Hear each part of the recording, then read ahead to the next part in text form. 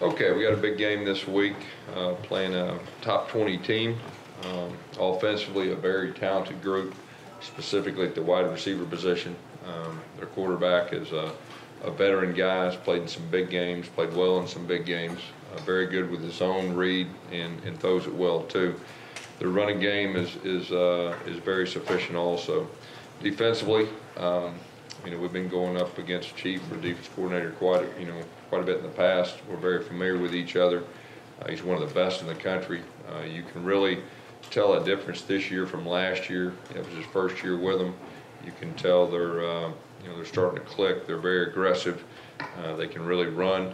They can be very disruptive up front. Their defensive ends as a group has got to be one of the best in the country. And number 15, the Garrett kid, he's a special player. I hadn't seen very many players like him with his skill set in our league since I've been in this league. So he's definitely an impact player that we're going to have to be ready for. As far as our team, we were very happy to have a victory, and I was very happy with the way we played as a team last Saturday. I think we have some things we can build upon. We got to continue to improve. We got to play better than we played last Saturday to win this game. And like I said, it's a big game. Playing at home, I'm very excited about that, and looking forward to watching our guys play. Question? You mentioned the defensive ends and the pass rush from A&M. Considering your two tackles and only really having 2 starts under the belt, how confident are you in them and being able to handle that load? Well, I think that's going to be a big factor in the game. Being able to protect our quarterback, and those defensive ends are a factor. So we're going to have to do some things to help, and we'll see how the game goes. How did they progress from week 1 to week 2, those 2 tackles? Yeah, I thought they progressed very well. And as the offensive line as a whole, kind of like I talked about last week, the improvement from game 1 to game 2 with an inexperienced group is usually your biggest improvement. And I really felt like they did. Communication was better. They worked good together, or worked better together. And that group will have a chance to continue. We got to continue to improve and continue each week to kind of gel. How does Darius James perform in that 6th tackle, blocking tight end kind of role? I thought he's done a solid job. We did something similar with Robert Leff, last year, and I thought he's done a solid job. And then when the number 2 offensive line got in there last week, I thought they executed at a very high level. And sometimes when you go with the 2 offensive line, when they're getting their first work, sometimes it gets a little sloppy. But that's one of the things that really stood out to me last Saturday, with all the guys that got a chance to play, is the execution level of our number 2 line. How far does it take it, considering he's a little bit playing football so long, and he just moved over to that tackle spot? Yeah, he's got a chance to be a really good player, and it was good for him to get out there and get some work, and he did some very good things, and he just needs experience. Gus, Ryan Davis leads your entire offense in terms of snaps played so far this season. Tell me what you like about him. Well, Ryan is one of our better practice players. I know I said that about Darius Slayton, but Ryan has really earned everything he's gotten. He's a dirty work guy. He goes full speed in everything he does, and it's just one of those things. He's going to get more and more comfortable playing the wide receiver position. He played quarterback in high school. He's a guy that we feel like will have a chance to be a really good receiver after everything's all said and done. On the other end, I think Jason's played 7 snaps total. What's kind of going on with him? Yeah, Cody's got the standpoint, you earn what you get, and Jason's continuing to work hard, and I think you could see Jason grow more and more, as the season goes on. You obviously had a lot of success running the ball last week, but how important was it for guys like Malik Miller and Cam Martin to get there in the game and kind of get their feet wet? I think it's very important. Those are 2 guys that we'll need to count on later in the season, and not only did they get in there with the 2 offensive line, but I think both of them got reps with the 1 offensive line, which is kind of rare with the way we've done things in the past. But to give those guys some confidence and experience, that'll do nothing but help us later on, because we'll need both those guys, before the season's out. Guys, it seems like not just here, all over the place, redshirting guys, with the exception maybe of like offensive linemen, just doesn't happen very much anymore. Could you just why that is? I think it's the way that that you recruit. I mean, guys want to play earlier. A lot of guys, especially if you have a good recruiting class, there's a chance they could come out in 3 years.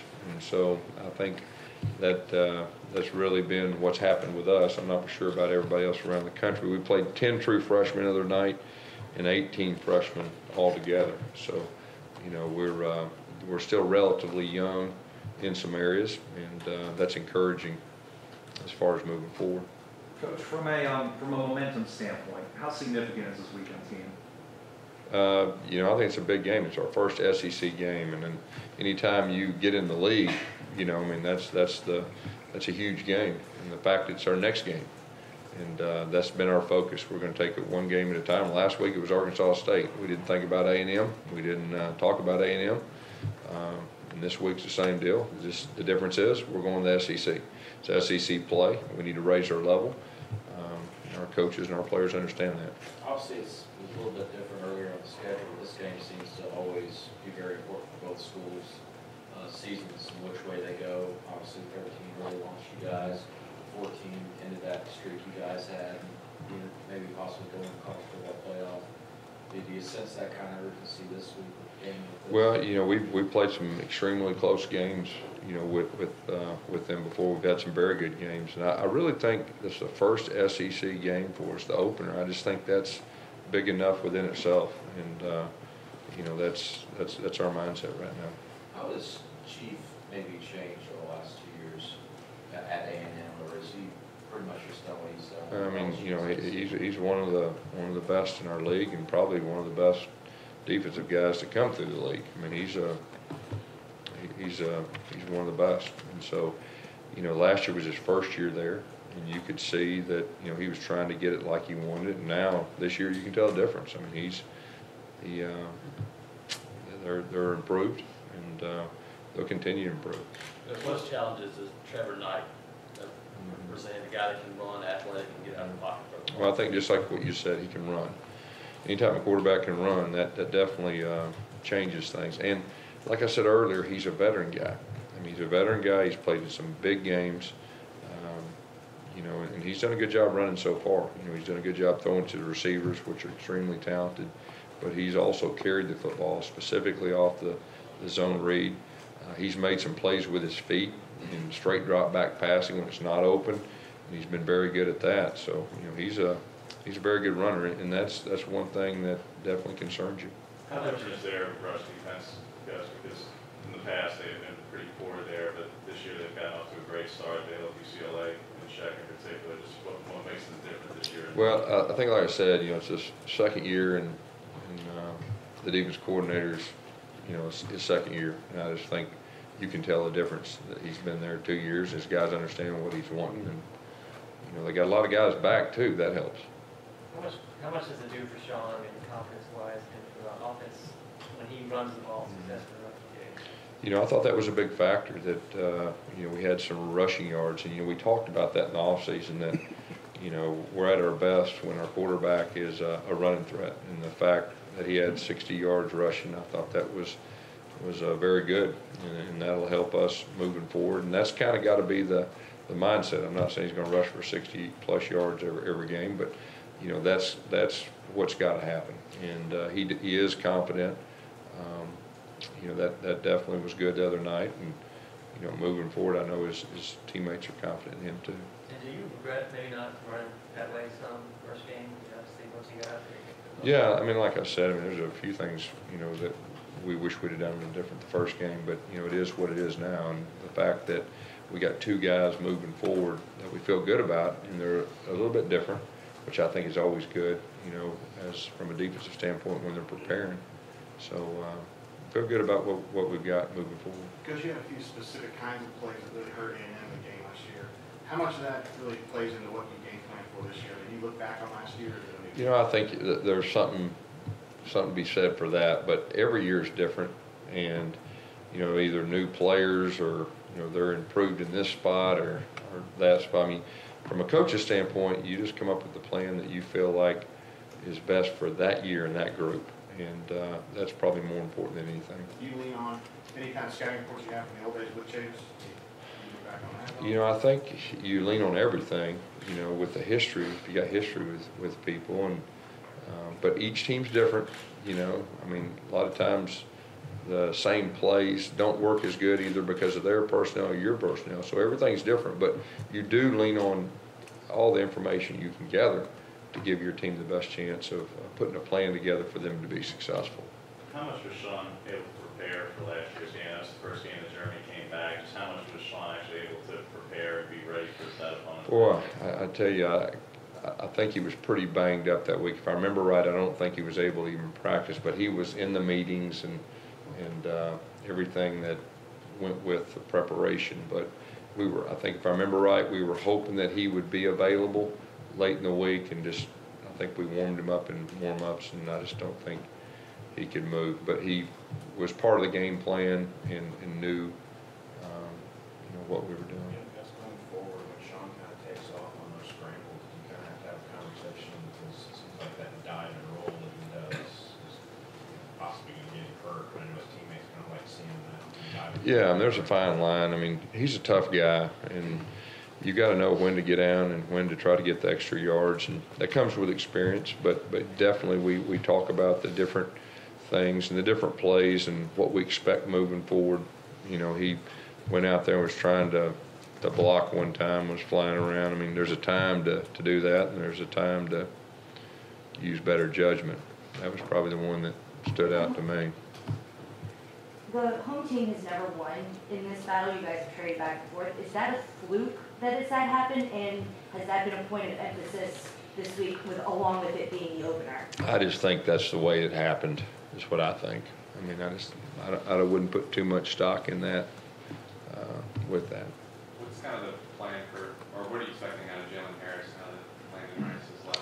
Well, Jalen's a guy that's really come on and improved, had a good spring, and he's got off to a good start, you know, when he's played. And we have a lot of confidence in him, and we recruited him specifically for this position, this role, and you know, we feel good about him. Do you expect to kind of throw the ball at him a little more as the season goes along, or? It's possible.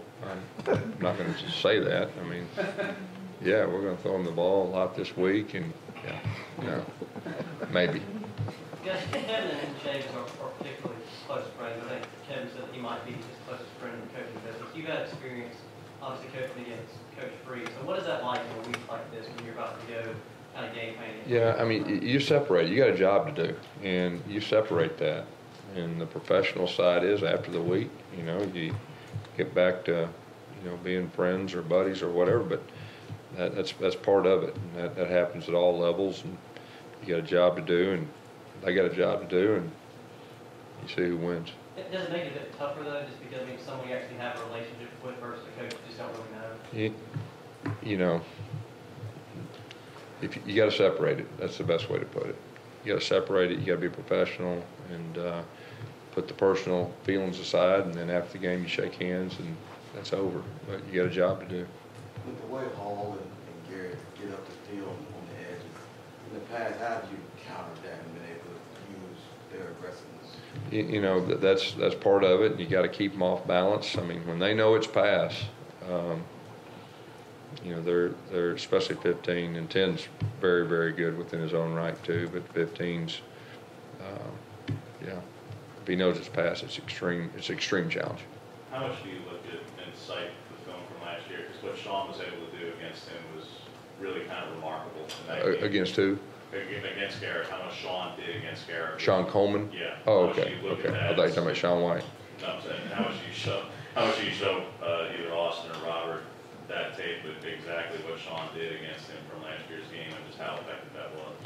Yeah, you try to use, you know, things in the past and look, but every year's different. And, you know, like I said, Sean's in the NFL right now. Take a few more.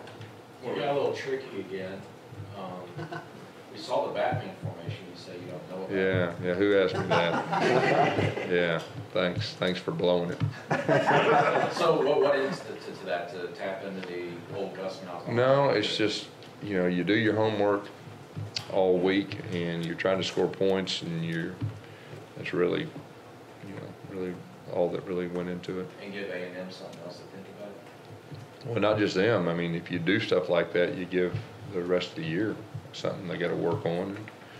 And we got a few more. We'll just strategically use things when they're available. Because as a play caller, a game like Saturday, when you see guys executing certain things, how much does that help you in terms of moving forward, knowing they can do these things?